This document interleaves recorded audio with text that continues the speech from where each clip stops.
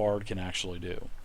So, but at level 2, you get to actually learn 2 cantrips, and you also get to use your proficiency bonus, I believe. Yeah, you get to use your proficiency bonus as well if you're doing damaging spells, as long as you have, a musical instrument in your hand. So I'll go to the spell list real quick for the bard, and there's basically nothing damaging, but you can have like a dancing lights or light or prestidigitation, which is sort of works on smell, and I think it's sort of like a water illusion spell or something.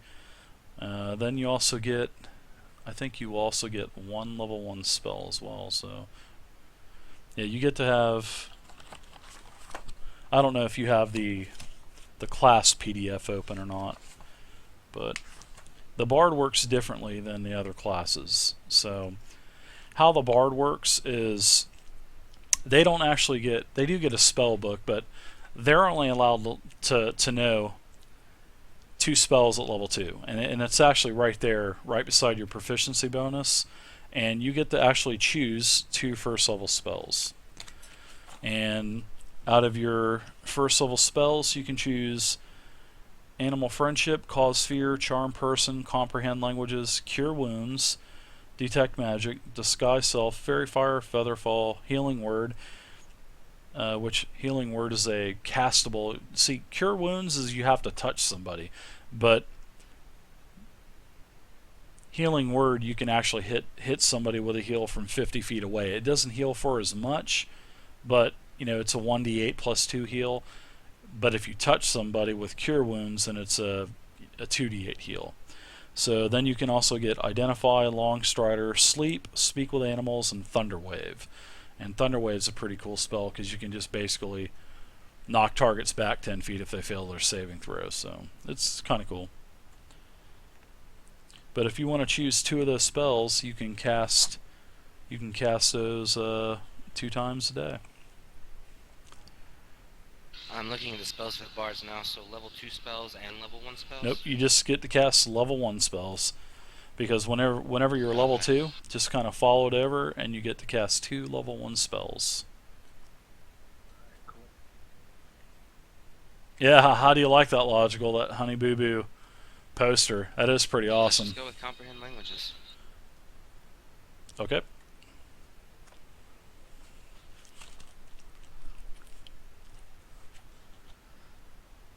You get to choose 1 more as well. So you get to actually know 2 spells, but you just gotta pick 1 more. So if you want to heal to help the cleric, or if you want to take Sleep or Thunder Wave or whatever. What does Thunder Wave do?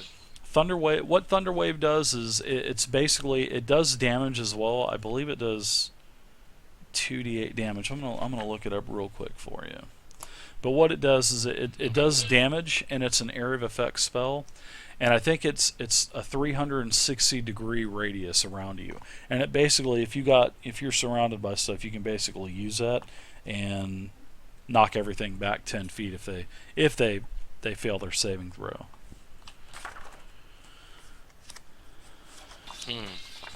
I like that. The healing. Let's go with Thunder Wave. All right. Well, you could Yeah, take sounds pretty cool. if you don't want to take the Comprehend Languages. I mean, you could take Thunder Wave and a heal. I mean, it's just up to you. Because I really don't think you'll need Comprehend Languages in here, to be honest. Then yeah, we'll do that. I'll take the heal. But yeah, Thunder Wave is 2d8 damage, and then I would have to make a successful saving throw, which it would be based off of your, I think, charisma bonus as a bard, so it would be 8 plus 2, so 10. But 2d8 is a lot, and it also, if they fail the saving throw, they get pushed 10 feet back, which is pretty nice. It's pretty nice. My other party love to use that. I'll throw a bunch of mobs at them, and they'll just all hold actions, and then just everybody unleash their shit at once. And I have absolutely no chance with 4 ogres and an Etten against a party of level 5s. I mean, it was just they murdered those guys the other night. It was because of Thunderwave. Thunderwave, man. Yeah, sounds God like really fun damn. stuff. Thunderwave is ridiculous. Sleep's overpowered, man. I'll tell you what, the classes in D&D Next are really powerful. So, and the higher you get, the more of a nightmare it is for a dungeon master. So, because I have to pump all the monsters up. If I was to basically leave everything, say an ogre's level 4, if I left an ogre level 4 against a party of level 4 and had 4 level 4 ogres, I mean, it would be a slaughter fest. The party would just roll through them in like 2 rounds. So I have to really buff up the damage to hit, and I think all of the monsters probably need to be adjusted a little bit, especially the lower level monsters. I don't think the higher level monsters as much, but the low level monsters, they definitely need to be adjusted a little bit.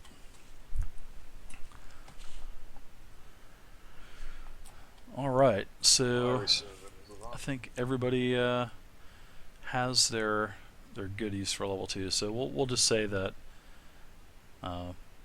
you're back up to full hit points, and we'll say that we'll just say that you took a long rest and now you're back in here. So Sounds good. and the bodies are mysteriously gone.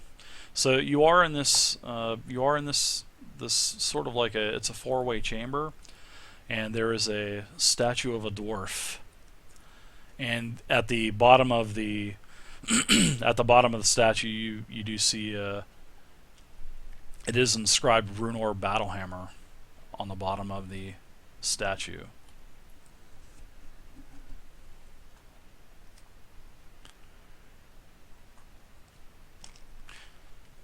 Can I attempt to move it? You cannot move it. All 4 of you try, even with the drunken cleric, and you just cannot move it. He's still drunk after all this time. He just Like He's been permanently drinking the whole drunk, time, is I think. he actually just finished his water skin, and he turns it upside down, and like a little drop comes out, and he goes, "Does anybody have any drink on them? Or am I gonna have to get sober in here?"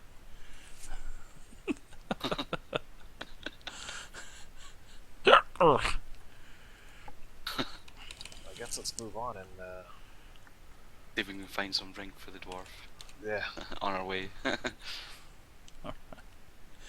Alright, so everybody, it looks like everybody's got their stuff adjusted. Let me alright,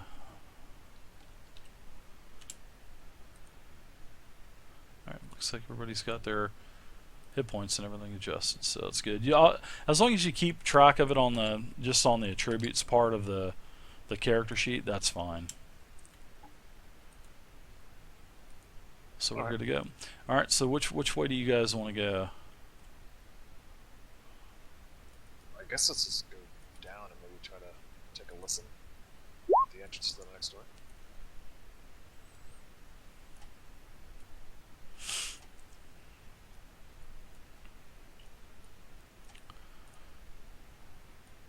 I don't know if we do perception or anything, but try to listen and see if we hear anything. It's actually, you just hear more gibberish. It's just a language that you're just not familiar with.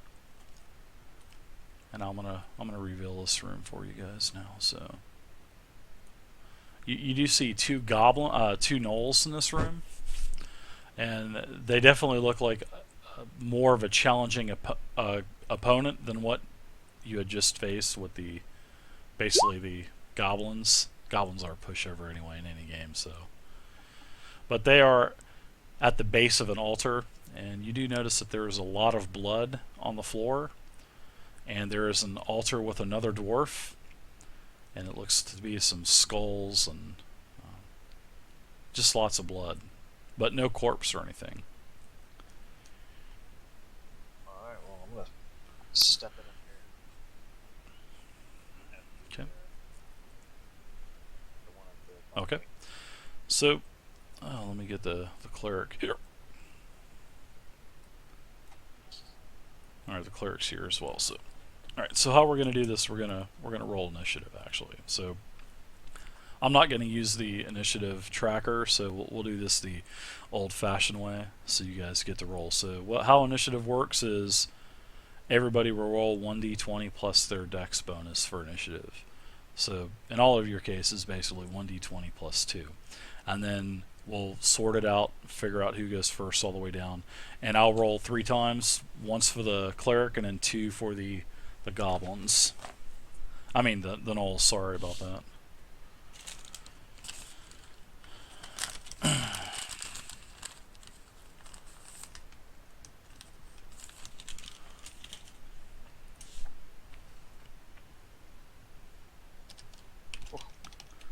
Pretty cruddy rolls by us.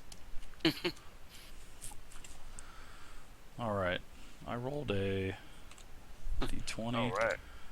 and Put it up, yeah, that's good. and alright, so it looks like the alright, so we're gonna add these one at a time. Looks like the gnoll's gonna go first with a 15. The second gnoll is gonna go next. Nope, actually you're not gonna the gnoll's not gonna go next. It looks like I'm gonna go next. yes. And that is the mage, correct? Yes. Alright. Still learning voices. Now, after the mage, looks like I will let you go first, Fox. And then the cleric will go after that.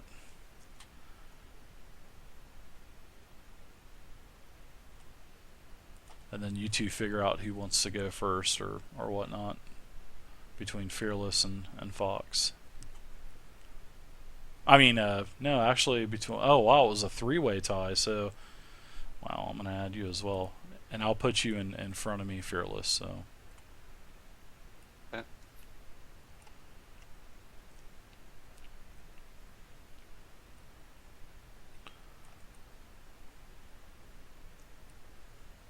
And then that gnoll will go absolutely last. He'll pull up the caboose.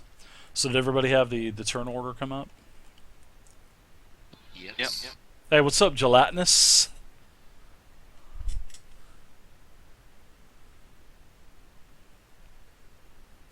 Yes, Saruman. See, Saruman, you should already know this. You are the Great White Wizard, so yeah, it's free. You can just go, just scroll down, click on Roll20, sign up, and it's free. Doesn't cost anything. So, all right, so we're gonna go ahead and get this party started, and the gnoll is going to go first, and the gnoll that is going to be moving is this gnoll right here, and he is actually going to use his movement actually, because he's a bloodthirsty gnoll. So he is going to, first thing in his sight, oh, the poor mage again. And he is going to attack. So what is your armor class? Oh, it's 18 versus armor class. So I think that does hit. Yes, that does it. And the gnoll hits you for 3 slashing damage. And the gnolls are level 2. And if you guys in the stream have any questions, feel free to ask him, and What does that mean? Thing. I'll answer them as fast as I can. So, all right, and now next, you're up. I'm gonna shoot right back at this fool. All right. Ray of Frost, or are you gonna use a? You got 3 first level spells now, so you could. Yeah. Let's use my magic missile. All right, let's do it. It's the same cast. Yeah, you get 3 missiles, and each missile does 1d4 plus 1. So when I do a cast, I should roll 3d4 plus 3. each one. You don't have to hit it. Magic missile is an automatic hit. It never misses. It's not resistible. Magic missile is the most classical mage spell ever. 3d4 what now? Plus 2? Should be 3d4 plus 3, I think. Let me 3 double is check. the what? Oh yeah, 3's my hit. Yeah. Right. No, that's just how much the spell does. It does 3d4 plus. It does 1d4 plus 1 per missile. It shoots magic missile at level 1 shoots 3 glowing orbs, and each orb does 1d4 plus 1. So okay, I'm just multiplying that times 3. Yep, 1d4 plus 1 force damage, so 3d4 plus 3 is how much a level 1 magic missile does. Wow, nice shot. So combined 10 damage. Yeah, actually, I had 3 players that did not show up tonight, Tanaka. But I mean, we're already started and everything, so I really don't want to stop the game and stuff like that, because I just want to keep it going. But you know, if you guys are really interested in playing and actually will show up and play, Sunday is the viewer day, and you guys are more than welcome to play. And just sign up on my forums on tabletopping.net, and I'll get everybody signed up. And everybody that signs up will get to eventually play. So I'm going to try to bring 5 or 6 people in a week, and I'll have level 1 games, level 5 games, 10, 20, whatever, and we'll go from there. Sorry about that, guys. I was talking to the stream. A lot of people asking questions. So, all right. So that was a lot of damage actually, and I'm going to deduct. I like that macro. Take that. The magic missile is awesome, and that is your best friend. And the way that magic missile works is you can use a higher level spell slot as well. So if you can cast level 5 spells, you can actually use a level 5 spell slot for magic missile, and it will upgrade magic missile 1d4 plus 1 every missile above. It will add 1 missile for every level above 1. So if you use it as a 5th level spell slot, then you're going to get the original 3, and then you're going to add 4 more missiles, so it's going to be 7d4 plus 7. I mean, it's just a ridiculous spell. That's pretty awesome. Yeah, it is. It's really nice. Okay, so now you're up, Fox. Try one of You're those. trying to hit him. Yep. You're hitting. This is actually a tougher foe. He is armor class 15.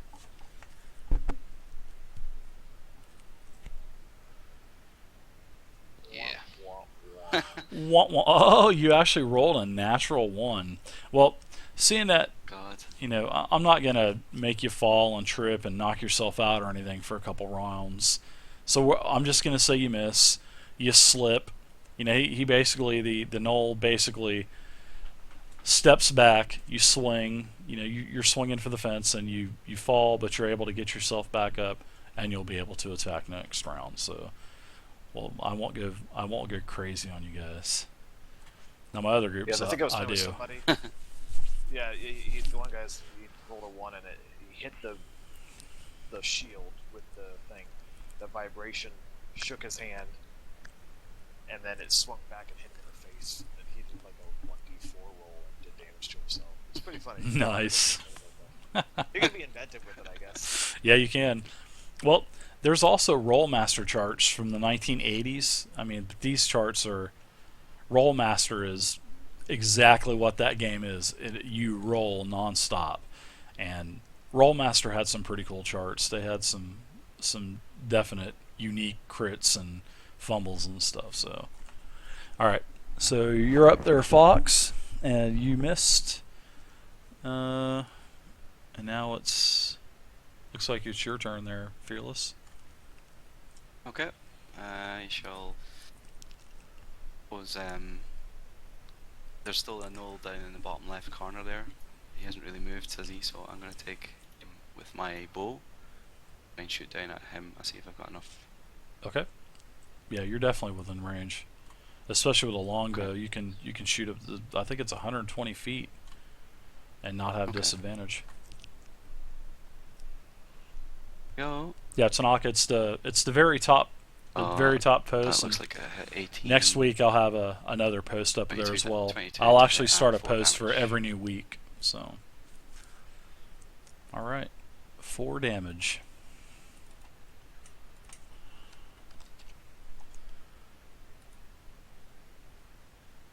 Alright, it is the cleric's turn.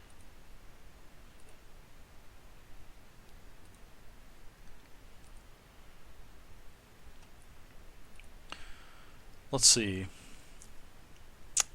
Old Buckethead, he's going to run in, and he is going to basically flank him, and he is going to get an attack. And the way that I do flanking on creatures are, if you're actually at an advantage to them, I'm going to give you an advantage attack. And what an advantage attack is in D&D Next is you get to roll twice. And basically, you get to take the best roll. So if you roll a 3, that's obviously a miss. But your second roll can be a 16 and you can hit. So that's basically how advantage works. And disadvantage works the same way.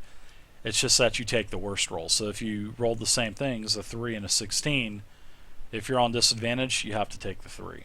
So it would be a miss instead of a hit. So, but anyway, that's how advantage works. So I'm going to take an advantage roll on the gnoll here, and I'm going to attack. And my first attack is a 7, and that is a miss. So my next attack is an 18 plus 2. Well, it's not an attack, it's just a roll. So the second roll, though, for the advantage, it actually hits. So I'm going to roll my damage now, which is minimum damage, and I do 3 damage. Nice shot.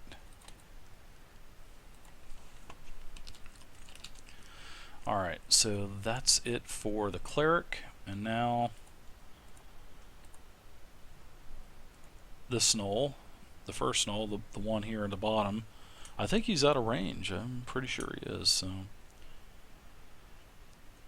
oh yeah, he's going to be able to get 30 feet, which will take him here, which is going to take him right out of range. So he's not going to be within the 5 feet to be able to attack you guys. So you guys are safe from this guy. It looks like he's barreling right towards you too, Fearless. All right, the second gnoll is going to face the. Actually, he's going to turn towards you, Fox, and he's going to attack. And he rolls an 18 plus 4, which is 22, and he hits.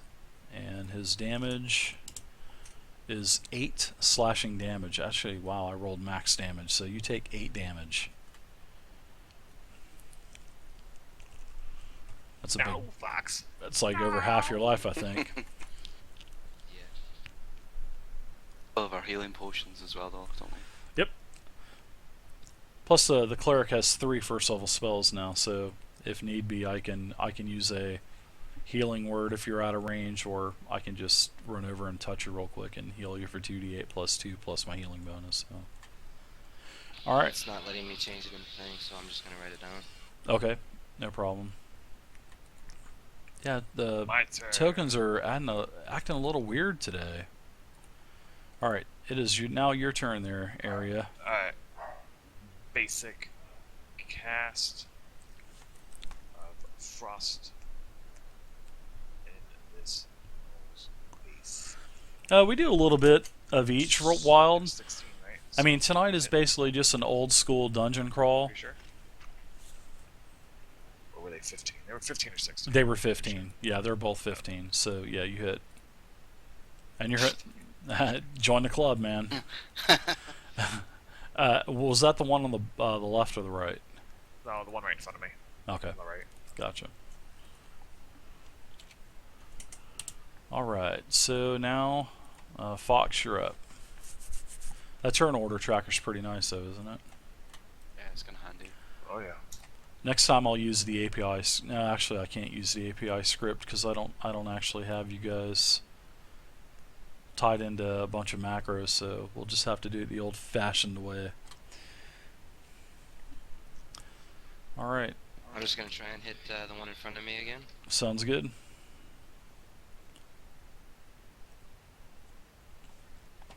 Like what kind of campaign do you D5 mean, damage. Tanaka?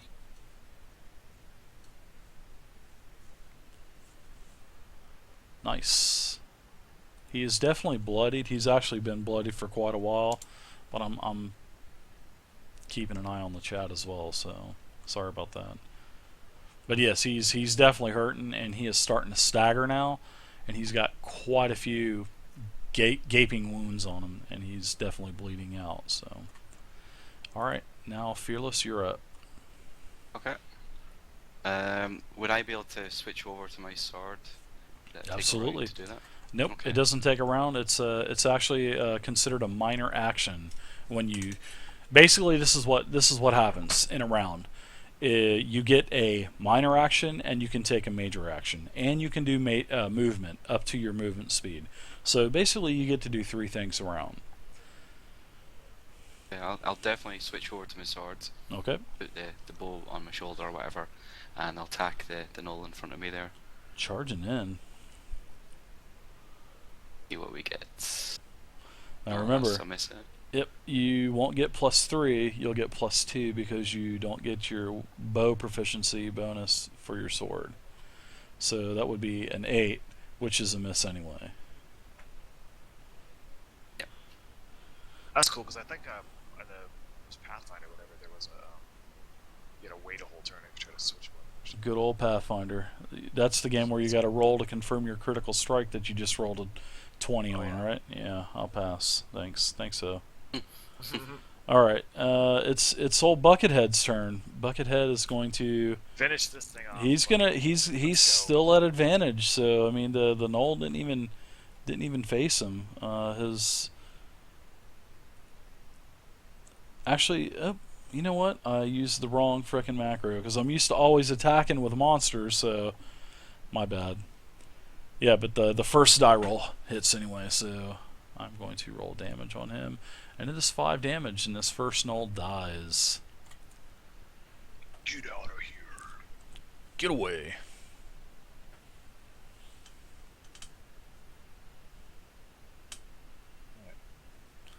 Yeah, this is just a viewer game tonight, kind of showing them the rules of D&D, because there's some new players. So it's not one of my typical games where all of the rules are involved. So these games on Sunday nights are basically for the viewers and basically just showing them the basics of Dungeons and Dragons, or whenever I start doing Dragon Age in the future as well. So, all right, the gnoll on the left is actually living, and he is going to attack Fearless. He is going to attack Lemara. I think that wasn't that your name, Lemara? That's it. Yeah, Lemara. All right, Lemara. He's going to attack Lemara, and actually, the gnoll rolls a critical fumble. So I'm going to say the gnoll swings so viciously that his sword comes out of his hand, zings by your head, and hits the wall behind you. And now he's going to have to run over there and get it. So, he will be able to attack our next round. So, all right. Now, you are up, Airea. All right. Let's blow this. Oh yeah, Dragon Age is awesome. I haven't literally played it yet, but I know the game inside and out. And I know Oh my a God. lot about the game. I've just never played it. Yeah, I've read about it. Ones love you. Oh Man. man, my little frog. I'm like throwing ice cubes, man. Yeah, you were. Ray of ice cubes. I love it. Yeah. Jeez. All right, there, Chant Melody.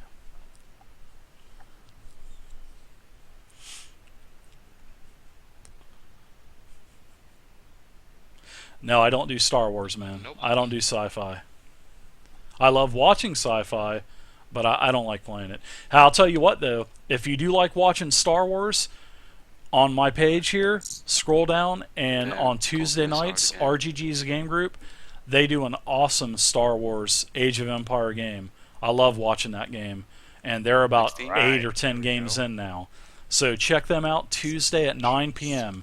They do Star Wars Age of Empire, Yeah, Rob's it doesn't game seem like I group. had in the range of, like, a Tell 'em I 25 sent you. so I guess that's gonna- Tell them Dave sent you. that's gonna- All right, nice damage actually. Nice van damage. Jean-Claude Van Damme. Yep. That was corny. It was, definitely. Alright, you're up. Sorry, Fearless, you're up. You're My up. bad. Am I? Oh, Oh, I you're am up. up.